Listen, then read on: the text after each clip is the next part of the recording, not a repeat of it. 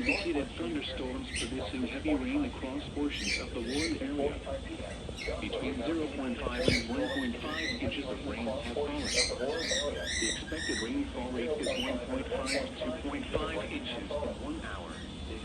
Additional rainfall amounts of 0.5 to 1.5 inches are possible in the warned area. Flash flooding is ongoing or expected to begin shortly. Hazard: flash flooding caused by thunderstorms. Source: radar. Impact: flooding of small creeks and streams, urban areas, highways, streets, and underpasses. Highways, streets, and underpasses, as well as other drainage and low-lying areas.